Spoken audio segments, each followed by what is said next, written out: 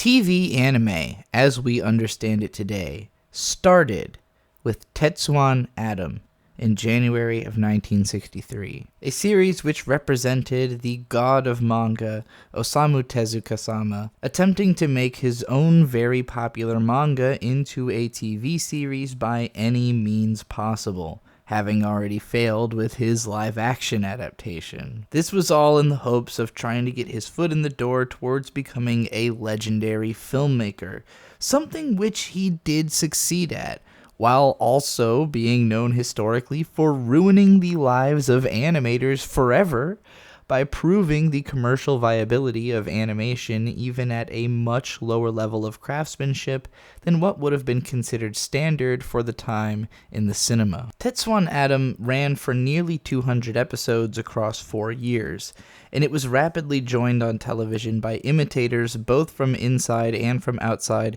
of Tezuka-sama's Mushi production studio, which made it. Over the course of fall 1963, 4 whole new shows would take to television, creating the first semblance of a new anime season that ever existed in history. Telecartoon Japan, known today as Eiken Studio, would become Mushi Productions' first serious competitor, producing the ecchi comedy Sennen Burako, which started in September, and then the giant robot action series Tetsujin 28 Go that started in October, and then the superhero cyborg detective serial 8-Man that started in November, which would run for 23, 96, and 56 episodes respectively, meaning that all of them ran alongside Tetsuwan Atom into 1964. Toei Doga finally got into the TV anime game, also starting in November of 1963 with Wolf Boy Ken, which basically leapt right over the quality level of everything else on TV at that point by coming from a studio that actually was founded by animators who had experience creating animation. You see, I said finally a second ago because for 5 years at this point, Toei had been single-handedly popularizing animation as a concept in Japan, with 1958's Hakujaden introducing animated film as a mainstream idea into Japanese movie theaters at nearly the same revelatory level that Disney had brought that concept to the US with Snow White back in 1937. Now, all these Japanese animators of the 1960s had ambitions of being the next Disney, considering that they'd just had their first comeback era thanks to the run of Cinderella, Alice in Wonderland, and Peter Pan from 1950 to 1953, and Tezuka had already been the world's biggest Walt fanboy for more than 20 years at that point,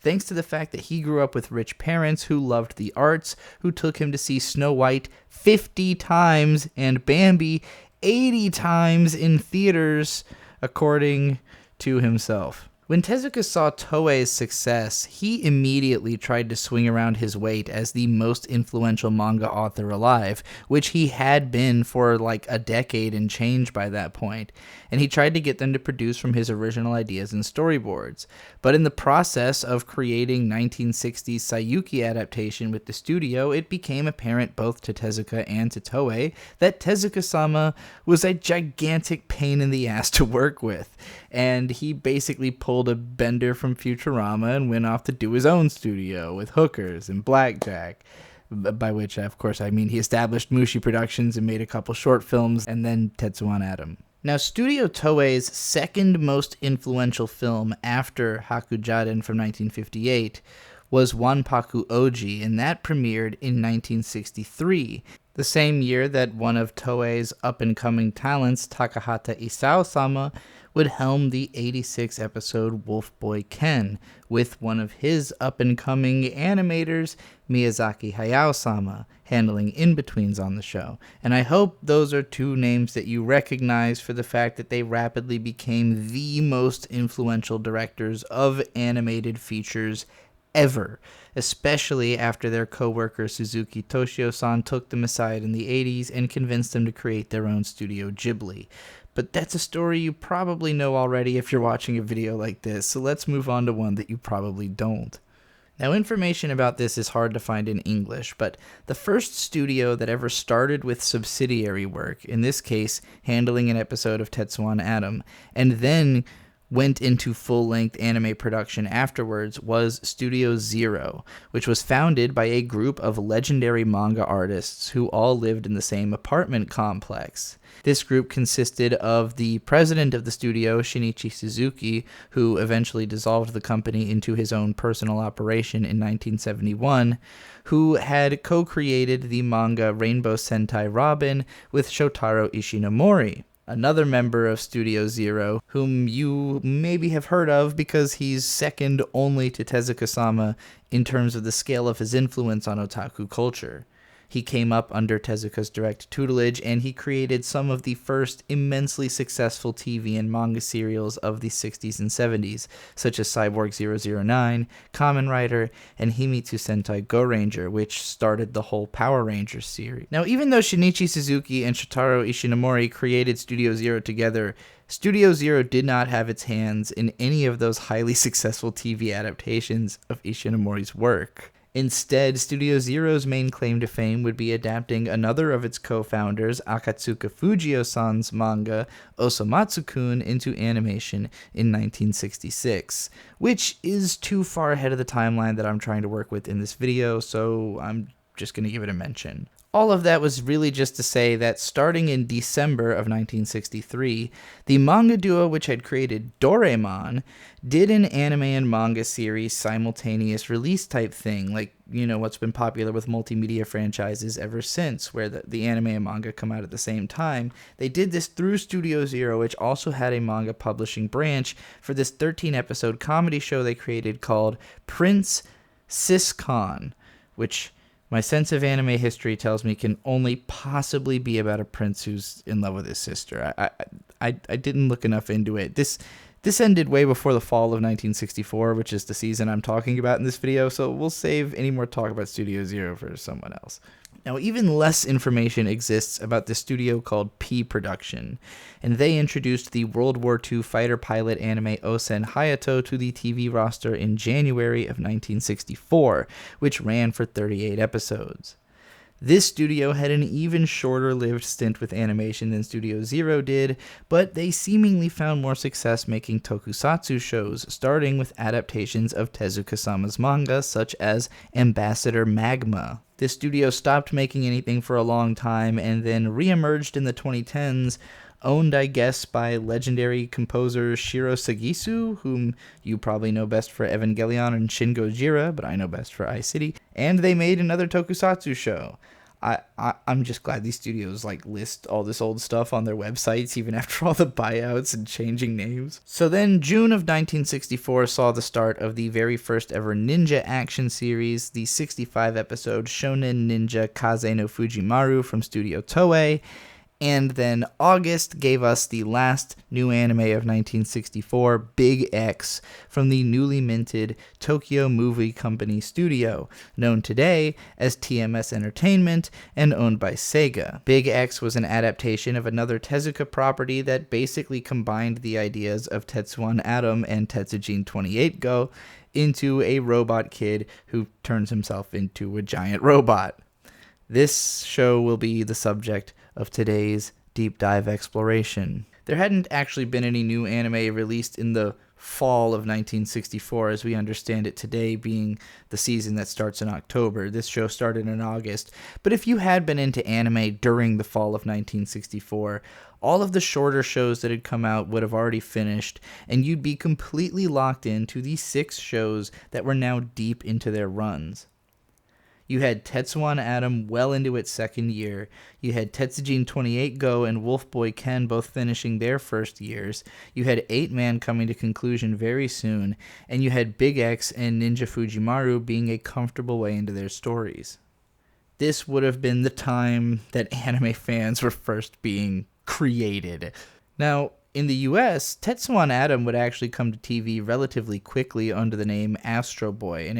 it ran for 104 episodes here, and if you grew up in the 60s with the TV, you knew about Astro Boy, whether you were watching it or not. 8-Man came to the US as the less remembered Tobor the Eighth Man for 52 of its 56 episodes, and Tetsujin 28 Go became Gigantor a few years later, which was also a big hit with 52 of its 96 episodes adapted. But unfortunately, none of these shows have ever been fully translated through subtitles, they were never completed in their dubs, and the other ones basically don't exist. There's a great looking upload of the first episode, since at some point TMS found 3 episodes of Big X having thought it was lost media and put them online, so that's the only reason we even can talk about it. And also, it's the first anime that really was ever created in the image of other anime that was already popular before it came out,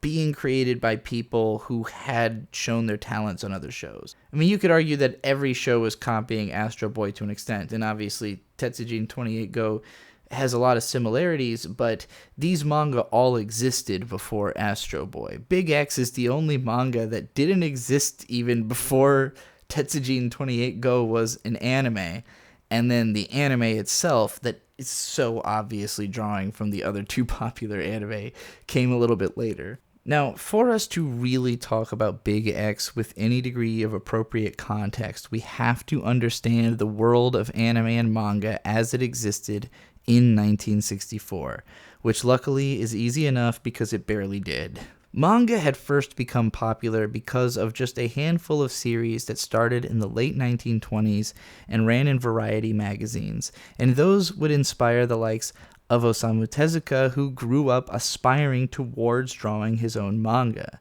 and so he was creating manga at home from early childhood, the same way many other manga authors have done since. Tezuka-sama's attempt to combine the various media forms that he liked as a kid into something new that he referred to as neither a manga nor a novel led him to literally invent what we now know as the graphic novel, starting with the publication of his Shin Takarajima book in 1947 and continuing with his impossibly constant production of books from that day forward until his early death from stomach cancer at age 60 in 1986. I will get a lot more into Tezuka's manga history and into the chaotic influence which sprang from that in other videos in the future, but for now, I just want to focus on the wildfire that he set in the anime industry of passion and of fury in the 1960s. Now keep in mind that even by the time Tetsuwan Atom started, Tezuka had already been tremendously successful and influential for half a decade,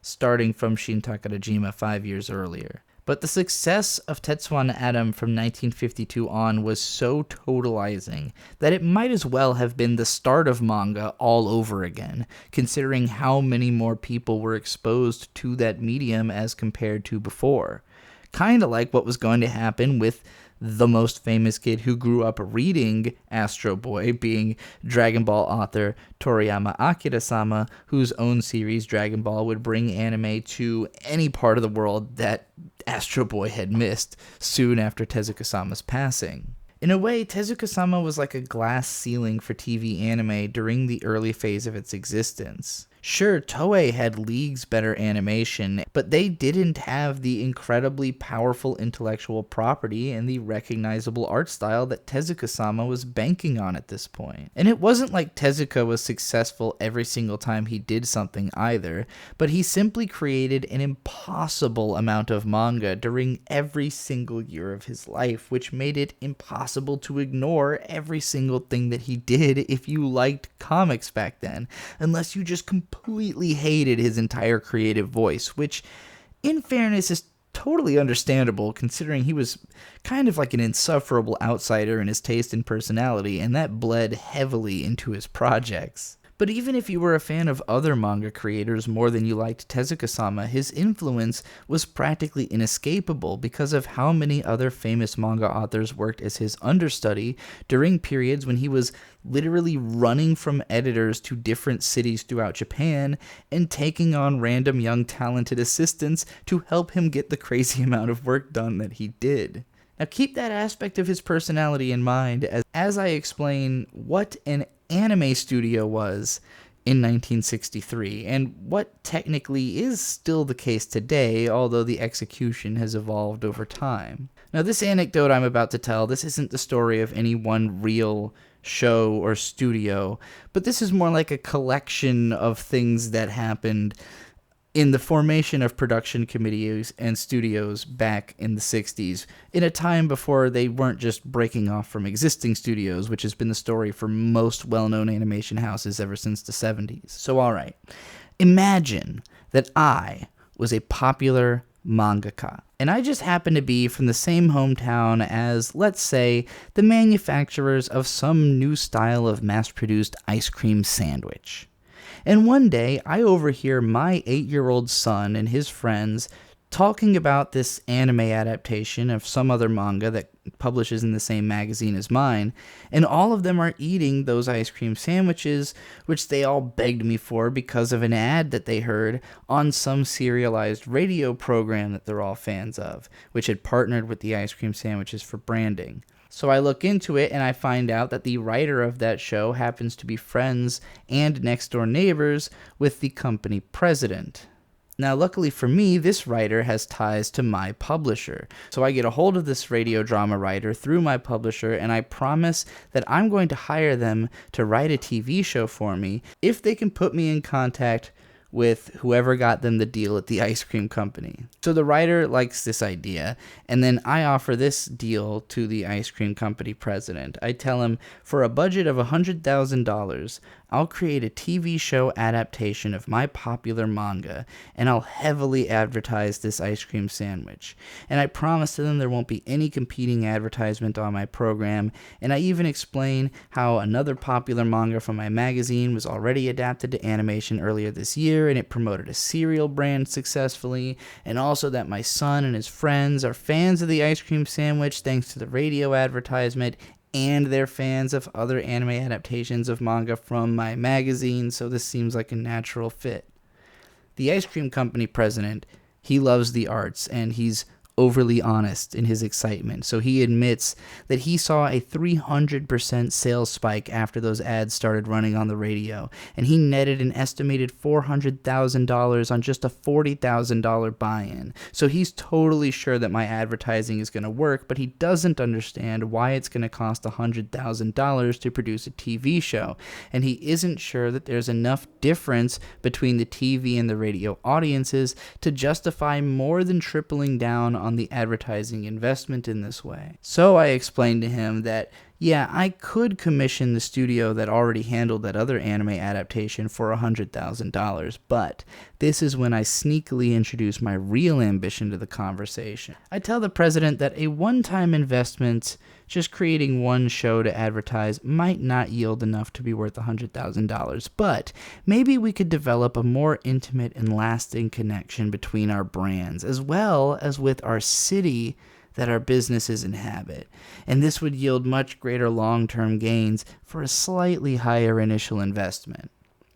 You see, just like how our town's historical landmark, a windmill, is silhouetted on the packaging of the ice cream sandwiches, it also features in the background of a dramatic scene from my manga, which also features landmarks from all over town. And it's because that both of us used these icons, we've both gotten offers recently from the town's travel board to help with tourism and public works advertising. And as I'm telling the president this, we both realize that we have the same liaison with the town travel board, so we bring them in on the conversation. And now this conversation is about forming a production committee and possibly founding an animation studio devoted just to stories about life in our city, which always advertise the ice cream brand at the start of each episode. It just so happens that my former assistant, who is now responsible for their own popular manga series in the same magazine as myself, they already have an idea for a story they want to set in our hometown based on the time that he lived near my studio,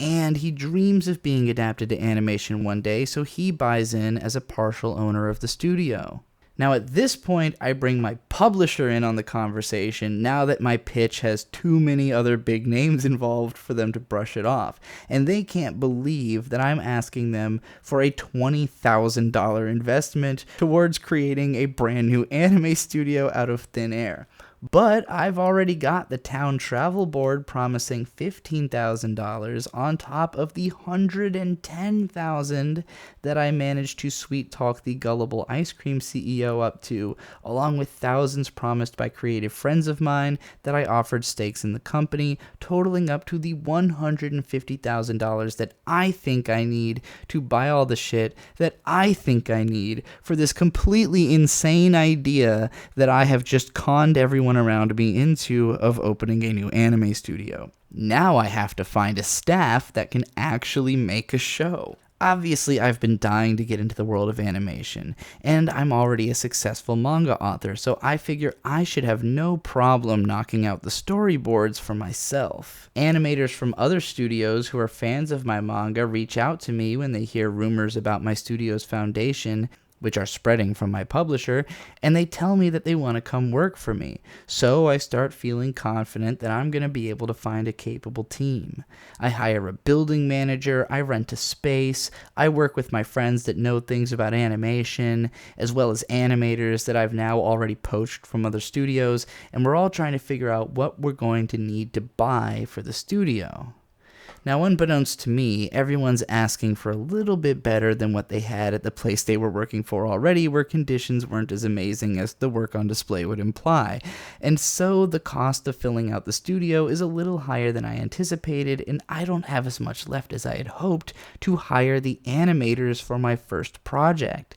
But luckily, I've learned from my new animator friends that it's very irregular for a studio to try and animate a whole show by itself. Actually, you just need your core staff to establish the identity of the series by creating the important sequences together, and a lot of the less crucial work can be subcontracted to studios from other countries that don't have their own successful IP to peddle, and to independently contracted animators, as needed over the course of the show's run. Now, if it's starting to sound like I might be setting myself up for failure in how I'm describing my preparation to jump into TV anime production, I assure you that this fake story I just told is not as harrowing as the tales of how some of these shows actually came to be. Take Tezuka-sama, for instance, who had already been rejected from the Cartoon Film Institute and Animation School in Tokyo even before he blew up as a manga author in 1947, on the basis that his style was better suited to manga, which was true. But nonetheless, in 1960, he tried to do storyboards for Sayuki on top of continuing all of his many ongoing and already often late manga series, which of course proved impossible, and it pushed him out of that sector of the animation world. Now, in the wake of this, Tezuka started getting into independent animation, and against the protests of people around him telling him that he shouldn't, he established his own studio, Mushi Productions. Now, despite having started off as the ultimate Disney fan, Tezuka started attending screenings from animators who were considered as part of an anti-Disney movement, which would showcase these experimental animations from other countries, along with original works of Japanese animators who created their own original styles, unlike the commercial works of Toei or Tezuka. Now, you can learn way more about this early period of Tezuka's animation career from the History of Mushi Pro articles by Animetudes, which are linked in the description. I only wanted to touch on him because he's ridiculous, but we gotta talk about Tokyo Movie Company, because their story might be even more insane than that of Mushi Productions, considering how little business most of the people involved in starting it seemed to have with even illustration, much less animation. Tetsuwan Atom had been successful enough that Mushi Productions could expand heavily and create plenty of memorable work before it burned out over the late 60s, with its talent later scattering to create other majorly influential studios like Madhouse. And that's all true for TMS too, which still exists today, but it's changed hands and priorities so many times over the course of its existence as to be almost hilarious. In fact, I called it Tokyo Movie Company, not TMS, earlier, and the history of how it came to be called TMS is complicated and not worth getting into here, but while I explain the production of Big X, I'm going to make the case here that Tokyo Movie Company really only existed in the form that it started in for the duration of creating Big X. a production which went so catastrophically badly for the studio that it was immediately reshaped entirely to avoid complete dissolution. Yutaka Fujioka-san founded Tokyo Movie Company through an investment from the TV network TBS, having been inspired to create animation thanks to the success, of course, of Tetsuwan Atom. Even though up to that point, Yutaka Fujioka had only been the employee of a puppet theater without an actual background in illustration or animation. Now, there's not a ton of information about how Big X came to exist in English, which is hardly surprising considering only 3 episodes of the show are even considered not to be lost media today. So I'm going to fill in some of the gaps here with speculation. I don't know why Big X was entrusted to the nascent Tokyo Movie Company, but I have suspicions about why it wasn't just a Mushi Pro project, and also about how this show was probably pitched to its investors. You see, Tetsuwan Atom and Tetsujin 28 Go were the 2 heavy-hitting anime on TV at the time, and the creator of the first one had basically bridged the appeal gap between the 2 stories by turning his robot kid into a big robot kid, which actually doesn't seem as cool as piloting a giant robot when you look at it, but whatever. The Big X manga had started in late 1963, as though Tezuka had seen the early episodes of Tetsujin 28 and said, "Fuck that, you're not making a bigger robot than mine," called up his publisher with a proposition that day. And keep in mind, the author of Tetsujin 28 Go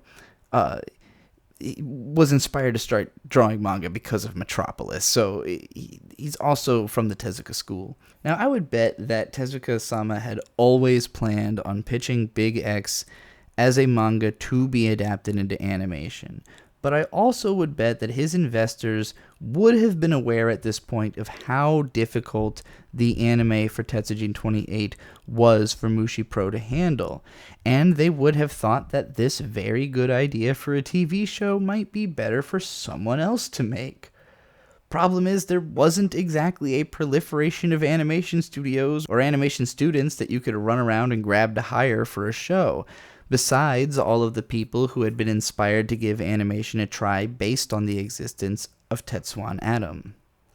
But luckily, some of those people happened to be ridiculously, enormously talented. For all of the names attached to this show that history hasn't remembered, they're compensated for by a few tremendously important figures whose involvement could only have been what carried this goddamn thing through 59 episodes. In these early days of animation, the animators were operating on such a nuclear time crunch with so little structure of an idea of what they were meant to be doing that there wasn't really much of a concept of a director for some of these smaller scale productions. No one was giving specific instructions about how to do things. There was somebody drawing a storyboard, and they were handing it over to the animators, who then figured out how they were going to take that image and make it look like it might be moving as best they knew how. Necessity invented techniques that worked and others that very obviously didn't, but some people were just more adept than others at determining what might work quickly and effectively, and made all of this viable as an art medium. Osamu Dezaki-sama was one of these people.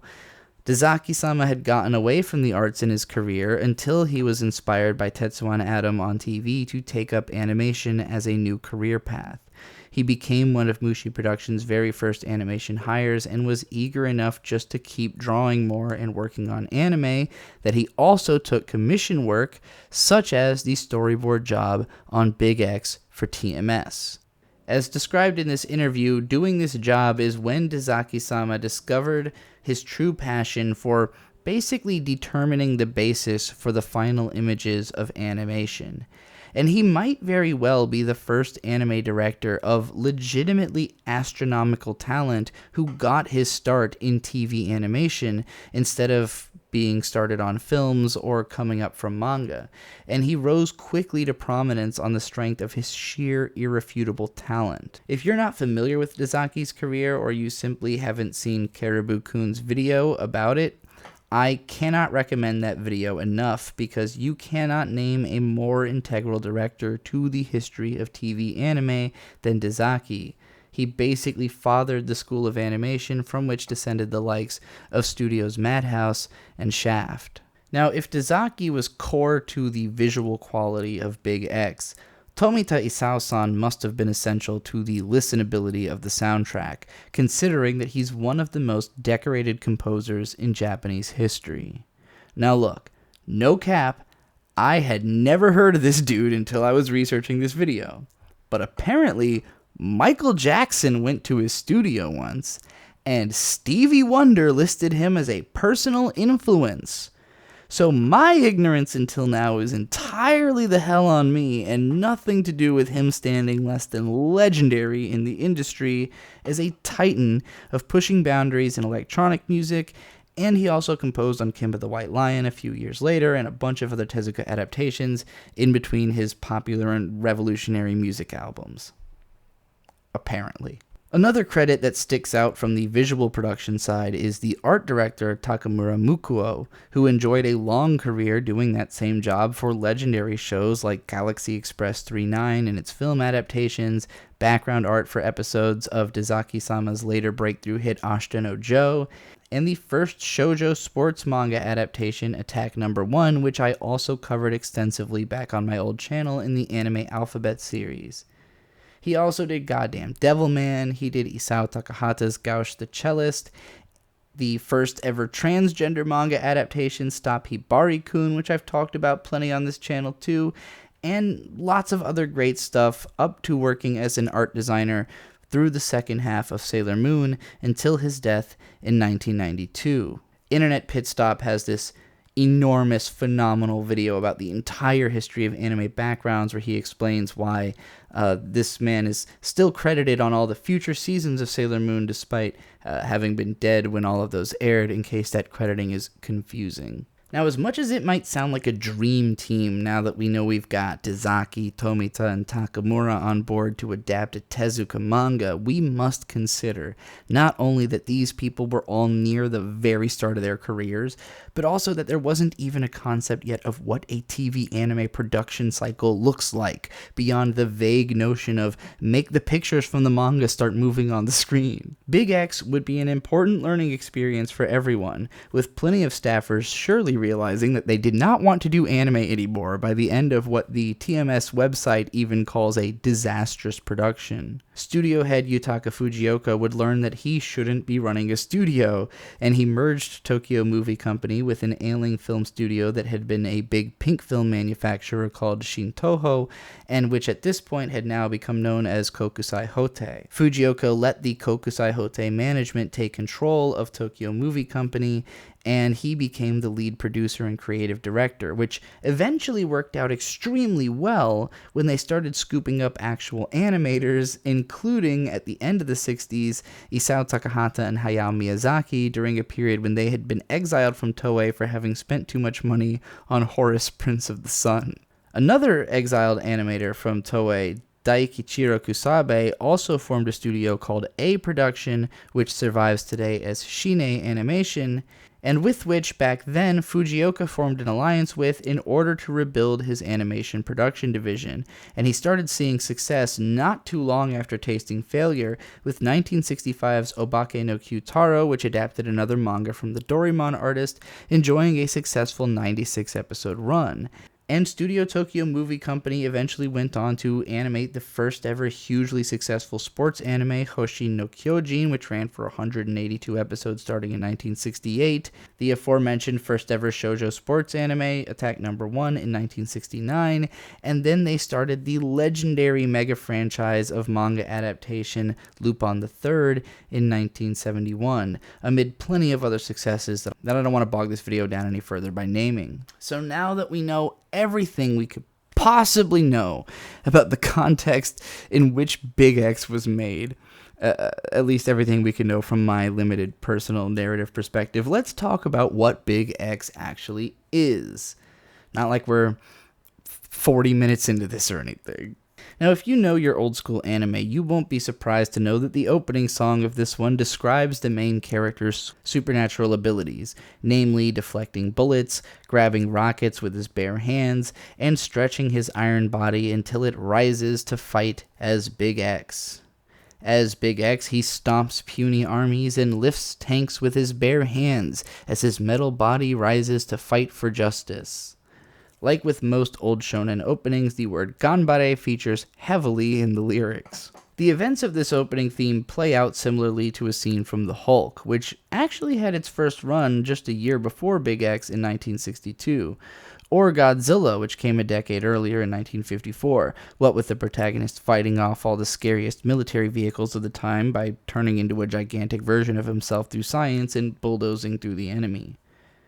Strangely enough, the opening depicts the main character injecting himself, which also is how his powers are used in the manga, but in the actual show, he's just got a chip inside of him that could be remotely activated to make him grow instead, apparently because the injection thing resembled drug use too much.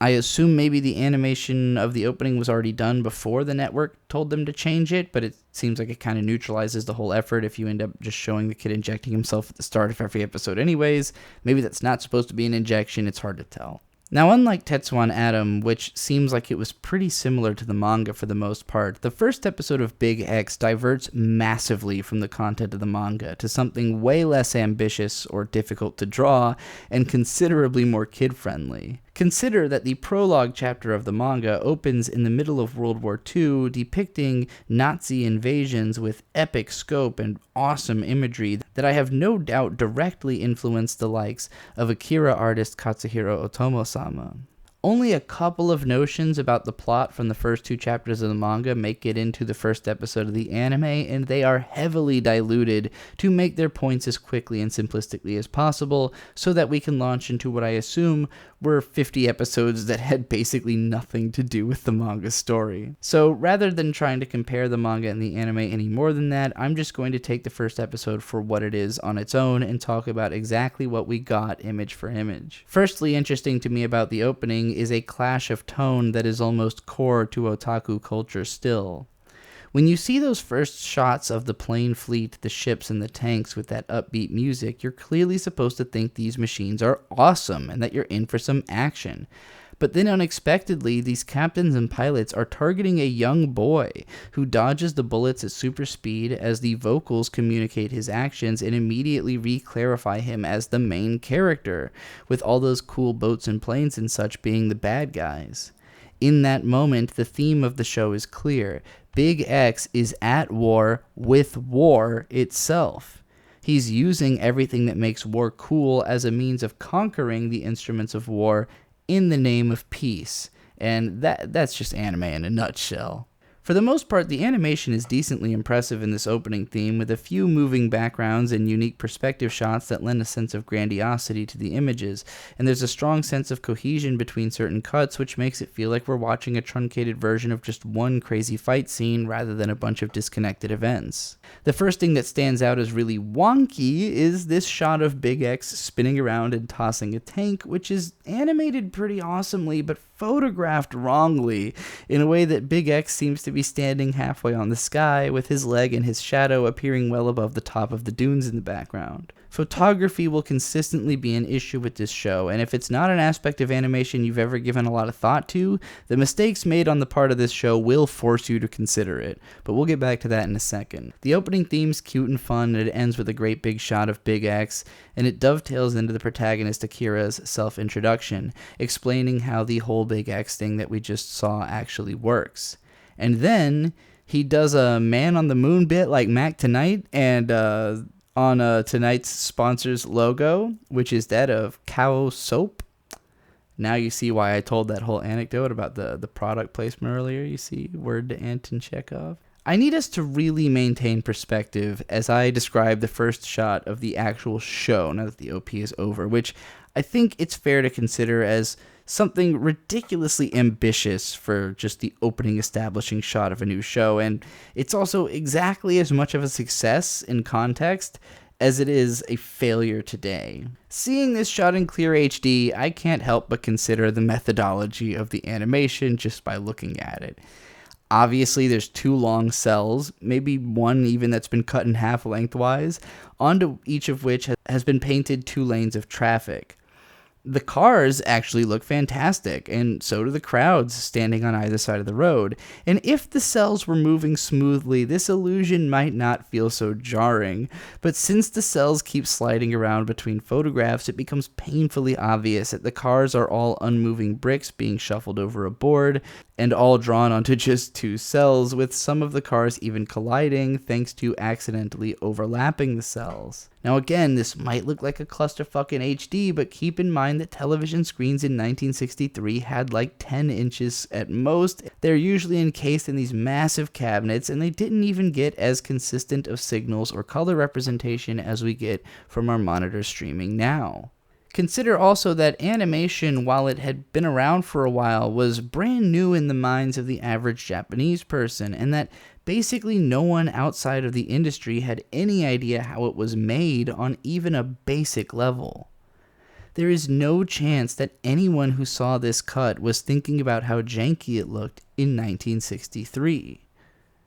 So when I talk about what I consider the actual flaws of this episode when it comes to immersing the viewer in its story, I'm not going to include what are contextually pretty minor animation glitches in those criticisms, although I do acknowledge them. Now, having read enough Tezuka manga, it wouldn't be weird to find inexplicable and out-of-pocket humor inserted randomly into the story, and that same thing is true about the Big X manga. But also, that manga makes it immediately clear what it's about, and it has all kinds of dramatic weight before it ever starts rolling in little gags into the action.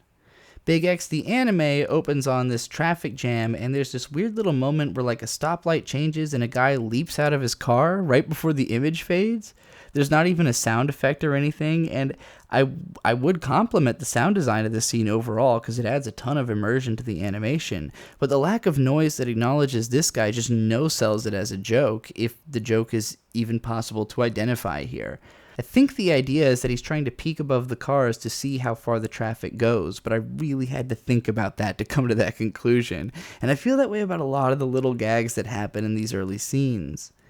Now, I also haven't seen the movie The 400 Blows from 1959, but I know enough about the opening scene thanks to the Kino Corner that I had to wonder if they were trying to reference that with the way this opening scene was storyboarded. Thankfully, the sound effect of an ambulance fills in the gaps where the animation busily punches in gags about these doctors finding their way through the crowd of cars.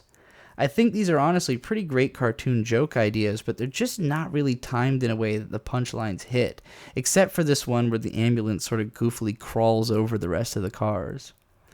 The juxtaposition of the dramatic soundtrack against the hilarity of the visuals is the kind of ironic drama that I think almost underscores the greatness of all good cartoons, but it still mostly just confused the hell out of me watching this for the first time without making an effort to really parse exactly what was going on. For some reason, a car full of gangster-looking guys are chasing after this ambulance, inside of which Akira is tending to his dying father, in a scene that should be familiar to fans of Tezuka-sama's stories, considering that he starts a lot of them in the same way, from as early as 1948's Mysterious Underground Man manga. A lot of different animation techniques are used to convey this car chase, which all would be considered archaic now,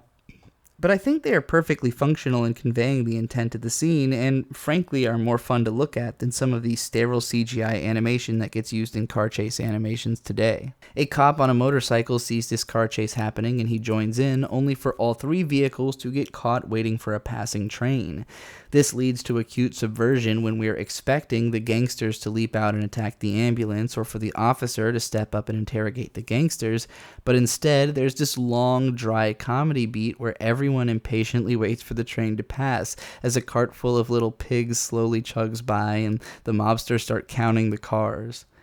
After they all take off again, the tough guy cop gets ahead of the gang and starts an interrogation. To throw him off, one of the gangsters pretends to speak English with surprisingly decent pronunciation compared to what you might be used to from even more modern anime. Then one of the other guys speaks Japanese and just simply tells the cop that he's not a criminal, which the cop believes and calls him, in English, gaslighter, which I've got no idea what he meant by that in context, but makes total sense as a joke in modern parlance, considering that this dude literally did just gaslight this cop. I don't know how this happened. At the hospital, the doctor discovers some kind of square inside of Akira's father's guts, and the animators, bless their hearts, create the most adorable surgery I've ever seen to get it out of there. Everyone's wondering what this square is, and luckily the dad's got an explanation starting from 20 years ago during the height of the Second World War, basically recontextualizing and truncating the manga's prologue chapter into something much shorter. If you wondered why Big X hadn't been considered for American adaptation, I suspect that all of this Hitler imagery would have turned away American sensibilities of the time right quickly, even if they literally drew Hitler guiltily blowing his own brains out, which isn't even how he died, in case you didn't know that. Now, the idea here is that one of the many Nazi weapon experiments was the creation of Big X, which was only completed in secret by a Japanese scientist after the Nazi regime had fallen, because of course, the technology itself can't be totally evil. That scientist, it turns out, was Akira's grandfather, who had put all of the data regarding Big X onto a chip and then surgically implanted that into his son's body, because Osamu Tezuka has a surgical doctorate, and he could not help but have something like this happen at the start of most of his stories. Now, after the dad tells this story and passes out in pain, the 4 gangsters show up dressed as doctors with guns, and they announce themselves as neo-Nazis from the Nazi Alliance, who kidnap the whole family. For some reason, the next scene has the doctor giving a press conference to clarify that the bad guys are indeed Nazis, rather than barbarians or pirates, although the reporter who asked about those characters insists that the Nazis are indeed comparable to those. I have to think that this was all just to reference the villains that existed in Tezuka's other work, especially his foundational Shin Takarajima book.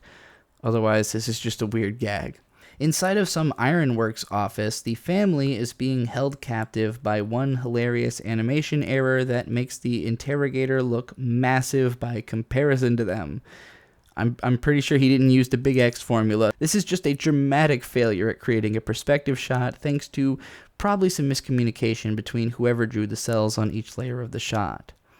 They show this thing thrice for almost 10 seconds at a time, which is especially tragic because it almost feels like they're trying to give you time to decide for yourself that the error of perspective isn't intentional, and I'm sure that's not what they were trying to do. When Akira tries to stand up for his dad against this interrogator, he drops the data square, and for some reason it projects a shadow of Big X onto the wall, initially scaring the Nazis, but then making them realize what it is. So in celebration of finding what they wanted, they then perform the most hilariously janky fucking dance I've seen in quite a long time. Following the directions that seem to be written in hieroglyphs on the square, the Nazis immediately construct the machine it describes and test it on a rat, which, hey, animal testing is another square on the Tezuka manga backstory bingo card, so scratch that one off. The rat turns gigantic and terrorizes the Nazis because animal testing always backfires in Tezuka stories, and the rest of the scene almost plays out like a comedy horror movie as the Nazis desperately try to fight off the giant rat, eventually catching the whole building on fire as the family searches for a route through the flames to an exit. Akira's dad finally tells Akira that he needs to use the Big X device to turn himself gigantic, and he does, which helpfully seems to just nullify the existence of the burning building that was once surrounding him. Outside now, the giant rat is munching on a goddamn building when Big X approaches for an old-school giant robot versus kaiju confrontation, kind of. Actually, primitive as the animation techniques might be, the artwork of the action scene is pretty satisfying, and I love the shot of Big X stepping over buildings back into town to help people and put out fires after he's defeated the big rat. Once he's saved the townsfolk, he keys in on the escaping Nazis who are scheming towards building another Big X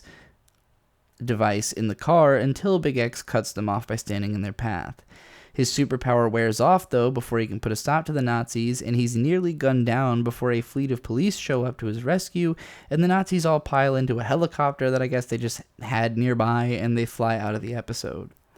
Akira's father is dying now, and so he shares his last words with his wife and son, reassuring Akira that he'll need to use his Big X power to protect the world and to continue his father's research. After Akira's father dies, we cut half a year later to when the Doctor seems to be training Big X in the Arctic, which is a trope whose origin I'm curious about, considering that Kakugo no Susume kind of played into this a few decades later with a similar vibe. The ending theme is the same as the opening theme, only with fewer images, and so that wraps up the first episode of Big X. The preview for the next episode has him fighting a giant robot and tells us that Nazis will try to take control of Big X again, as we probably figured. Now, even though I wouldn't go so far as to call this an amazing episode of television or even a great premiere to a long-running series, I do find it overall likable and especially easy to excuse with consideration for its era.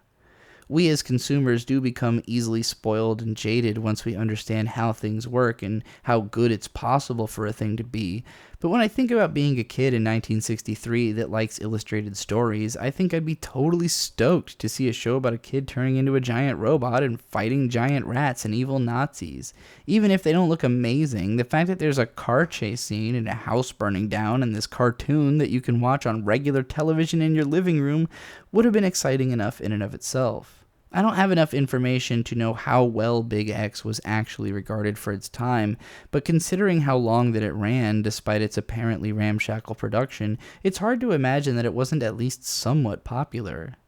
The character made an appearance in an episode of Astro Boy, and he even showed up in the classic 2004 Game Boy Advance game Astro Boy Omega Factor, along with most of Tezuka's roster of often reused characters. There probably isn't enough to make Big X distinct that it could be parsed which aspects of this story were influential specifically, considering how Tezuka-sama revisited the exact same themes and images in almost all of his incredibly many works. But suffice it to say, it was a part of his oeuvre. One of my bigger projects that I've been working on in the background lately is a full-bore deep dive into Tezuka's manga catalog, starting with a video about everything that he published before Tetsuwan Atom, which I'm probably not going to finish and release until next year. And I also won't even come close to talking about the 1960s in the course of that video. So if you want to learn more about anime from the time period, Mercury Falcon recently did a long video about the first Cyborg 009 adaptation. Steve M has a lot of videos about animated films from that decade, and I already mentioned Yui Haruharu just put up a video about the different osomatsu-kun adaptations, so I'll link to all those and even more videos and articles about that time period down in the description. Thanks again for watching, and never forget, anime forever.